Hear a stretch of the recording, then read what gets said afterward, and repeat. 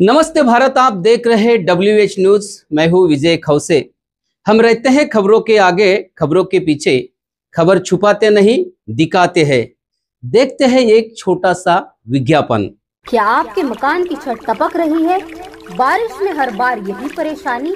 अब और नहीं, IBL एक्रेलिक केमिकल्स लेकर आया है छत टपकाव बंद करने का पक्का और असरदार सॉल्यूशन। खबर कोई भी हो, हम निडर निष्पक्षता के साथ दिखाते हैं। तो आइए देखते हैं आज की विशेष खबर क्या है। ये जो अध्यक्ष है, एक तरफ हमको परमिशन देते, दूसरे दिन बोलते कि नहीं, परमिशन नहीं दिया जाएगा। जो लोग विनय चारा, आकाश लामा को ही आंदोलन का सर्व समझ रहे और एक करने की बात कर रहे, उनसे मेरा निवेदन है कि बनते आनंद जी को भी बुला, बनते ससाई जी को भी बुलाओ। हम भी साथ में आने के लिए तैयार है और मां बोधिका महाविहार मुक्ति के लिए सब बौद्ध समाज तुम्हारे साथ भी होगा। अभी 1 अक्टूबर को 5 लाख लोगों का दीक्षा देने का आह्वान हमने किया है। मुझे मालूम है लोग तरह तरह के सवाल उठाएंगे, 5 लाख लोग कहां बैठेंगे, ग्राउंड बड़ा है कि नहीं। लेकिन हम ये कहते हैं कि हजारों के संख्या में वहां बौद्ध धर्म की दीक्षा होगी। बेगरबाग ग्राउंड में बुक किया है। अब मैं भीमसेना के सभी कार्यकर्ता को पूछना चाहूंगा, जानना चाहूंगा, क्या इस कार्यक्रम को सफल बनाने के लिए आप सबका सहयोग रहेगा? अरे हाथ उठाओ ना। तो सहयोग तो शुरुआत अपने से करनी पड़ेगी। अभी मैं राष्ट्रीय अध्यक्ष सचिव प्रवक्ता होने के नाते अध्यक्ष की तरफ से अपने 1000 रुपए देता हूं। आप सभी भी 1000 रुपए देना चालू कर दो। हाँ, तो क्या होगा कि हमको विश्वास हो जाए कि हम कुछ करने के लिए है। इतने बड़ा आयोजन है तो पैसा लगेगा। बाहर देश के दो लोग आ रहे तो उनको आने जाने की टिकट देना पड़ेगा। सुप्रसिद्ध गायक विष्णु शिंदे से बात हुई तो उनके राहुल शिंदे, सुषमा देवी, अंजना भारती, कई गायक है, महाराष्ट्र के नागपुर के भी गायक है, उनको भी आने जाने का देना पड़ेगा। तो बहुत समस्या को हमको ये कार्यक्रम सफल करना है।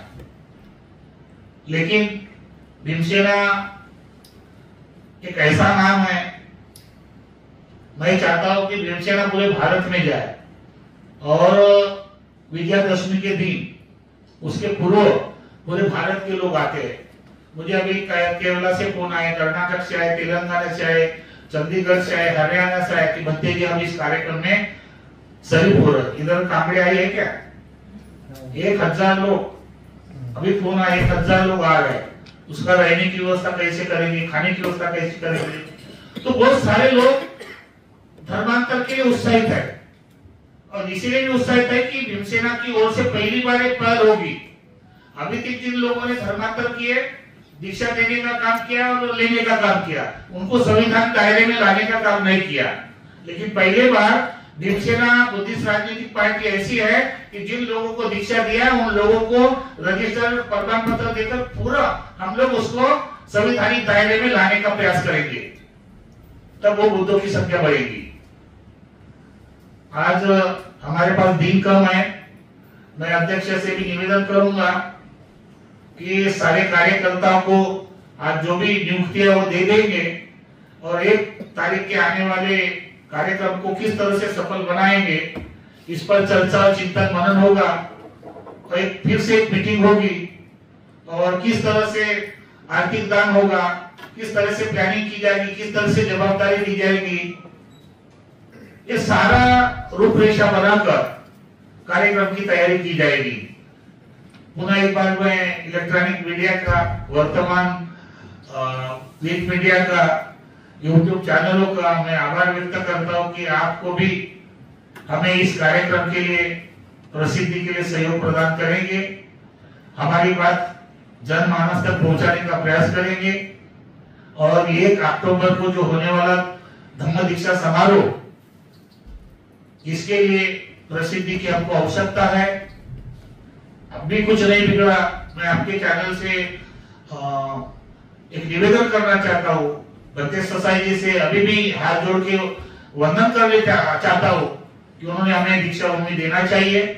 अगर ये कार्यक्रम दीक्षा भूमि में होता तो बहुत बड़ा लाभ होता, लेकिन मुझे लगता है कि बाबा साहब के धर्मांतर को रोकने की साजिश, बाबा साहब के कारवा को न बढ़ाने की साजिश, बाबा साहब के सपनों को साकार न होने देने की साजिश मुझे लगता है दीक्षा भूमि के तरफ से हो रही है। और हमारे लोग भावनात्मक है। मैं कभी कभी बोलता हूँ तो सच बात बोलता हूँ, स्पष्टवादी बोलता हूँ। मेरा कोई व्यक्तिगत विरोध सोसाइटी से नहीं है, मेरा व्यक्तिगत विरोध कोई लामानी से नहीं है, मेरा व्यक्तिगत विरोध कोई प्रज्ञाशील से नहीं है, मेरा व्यक्तिगत वैचारिक सिद्धांतिक मेरा विरोध हो सकता है।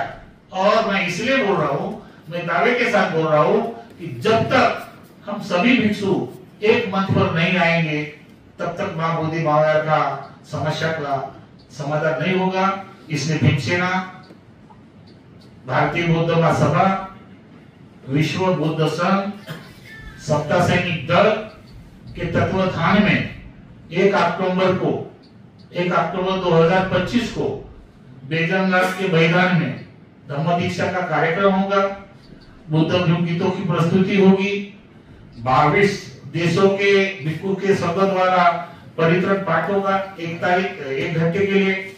आप धर्मांतर में नहीं होंगे, लेकिन आवड़े अपने गोडबोले जी ने लिखा है किताब में, जब बाबा साहब ने धर्मांतर किया तो 1 घंटा पहले गुरु चंद्रमणि के द्वारा बुद्ध पूजा परित्रण पाठ किया था।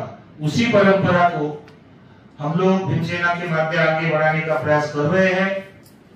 मैं आशा व्यक्त करता हूं कि सभी भीमसेना के कार्यकर्ता और जिन जिन को भी नियुक्ति दी जाएगी उनको इस बात का ध्यान रहे, वो स्मरण करें, संकल्पित हो। जैसे भोला सरवर जी ने बताया कि अभी कुछ करने का संकल्प दिन है, हमारे पास दिन नहीं है लेकिन बहुत कुछ दिन है। तो मैं ये चाहता हूँ कि इस बात का ध्यान रहे और आने वाले 1 अक्टूबर को किस तरह से इस कार्यक्रम को हम सफल बनाए, इस पर विचार विमर्श करें। रही बात हमारी राजनीतिक मुद्दों की, जितने भी इलेक्शन होंगे, चाहे महापालिका हो, जिला परिषद का हो, सब इलेक्शन हम लड़ेंगे। तैयारी रखो, मैं आपके प्रचार के लिए आऊंगा। हमको मांगना हो प्रबुद्ध राष्ट्र। और ऐसा नहीं, अभी हमारे पास कितने भिक्षु हो गए, 70 हो गए ना, 80 भिक्षु के नाम आ गए हैं। धीरे धीरे 150 हो गए और वक्त आया तो नागपुर में इतिहास बनाएंगे। हमको रुकना नहीं है, कौन क्या बोलता है उसके तरफ देखना नहीं है। और एक बात साइड ने बोली कि भीमसेना का कार्यकर्ता किसी भी परिवार के ऊपर आना चाहती है तो हम जल्दी से जल्दी वहां इकट्ठा हो जाए ताकि भीमसेना की ताकत दिखाई दे। जिस दिन भीमसेना की ताकत दिखाई देंगे तो प्रशासन भी मिलेगा, सरकार भी मिलेगी और आपकी बात मानी जाएगी और आपकी बात पूछी जाएगी, सम्मान मिलेगा। जितना सम्मान आप चाहते हैं, अपने कर्मों की पूजा होगी। मैं कर्म करूंगा तो मेरे कर्मों से पूजा होगी और मैं गलत कर्म करूंगा तो उसका परिणाम भी मुझे भोगना पड़ेगा। इसलिए हम भीमसेना के जितने भी कार्यकर्ता है, एक मैं जवाबदार राष्ट्रीय प्रवक्ता, उन्होंने बोला कि राष्ट्रीय सचिव, एक जवाबदार व्यक्ति होने के नाते मैंने इसलिए भी ये पद स्वीकारा कि बहुत जल्द मुझे देश विदेशों के भिक्षुओं को भी नियुक्ति करना है। ये भीमसेना केवल भारत में नहीं रहना है, Korea, Japan, Thailand, Malaysia, Indonesia, Bangladesh, बर्मादेश, श्रीलंका जैसे देशों में हम लोग नियुक्ति करके एक संघ राज स्थापित करेंगे। और आने वाले वक्त में भारत के बौद्धों की समस्या, भारत के बौद्धों के अधिकार, भारत के बौद्धों के जितने भी मौलिक अधिकार है जो संविधान में दिए, वो बौद्धों को मिलने के लिए प्रयास करेंगे। इतना ही मैं आज एक राष्ट्रीय प्रवक्ता होने के नाते मैं आप सबको निवेदन करता हूँ। पत्रकार बंधु से जो कुछ सवाल पूछना है केवल अपने निर्धारित समय पर पूछने का प्रयास करेंगे। धन्यवाद। ये थी आज की विशेष खबर। कल फिर मिलेंगे नई खबर के साथ, तो तब तक के लिए देखते रहिए WH न्यूज। लाइक करें, सब्सक्राइब करें। आपके मोबाइल पर खबर पाने के लिए बेल अवश्य दबाएं। विज्ञापन देकर सहयोग करें। धन्यवाद, नमस्कार।